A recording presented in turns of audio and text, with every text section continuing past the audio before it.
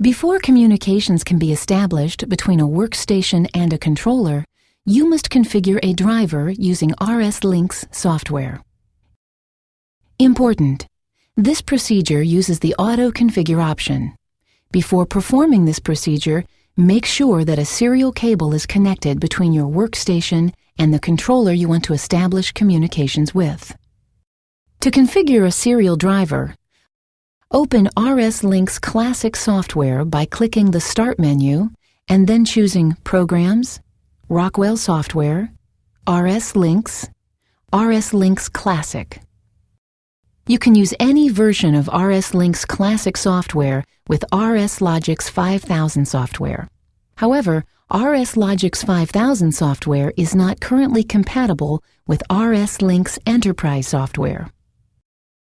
You can also open RS-Links software by clicking the RS-Links icon in the notification area of the taskbar. From the Communications menu, choose Configure Drivers.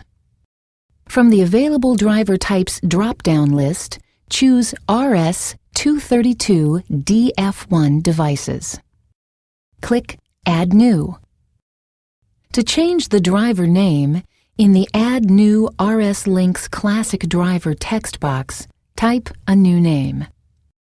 Driver names can contain up to 15 characters, but must not contain any spaces, exclamation points, colons, periods, or slashes.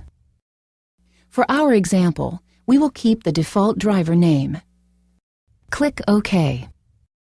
Now that we've created the RS-232DF1 serial communications driver, we need to configure it. From the COM port drop-down list, choose the workstation communications port that the driver will use.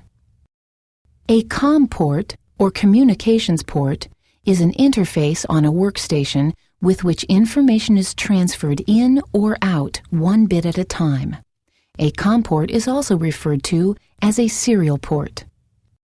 From the Device drop-down list, choose Logix 5550 Compact Logix.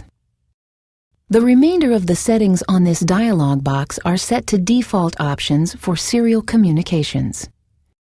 Click Auto Configure.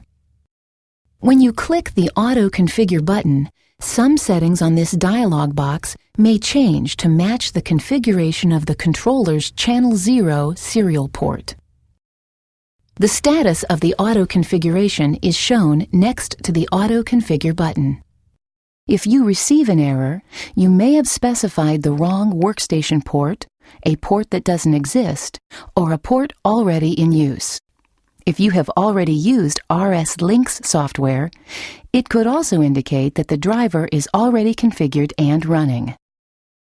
If the auto configuration was successful, click OK. The driver is configured and the status is listed as running in the configured drivers list. Click Close. Minimize or exit, but do not shut down RS-Links software. Important: shutting down RS-Links software may disrupt communications.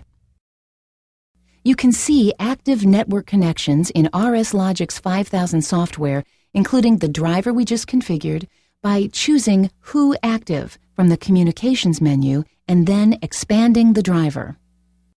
Now you are ready to communicate with the controller using a serial connection.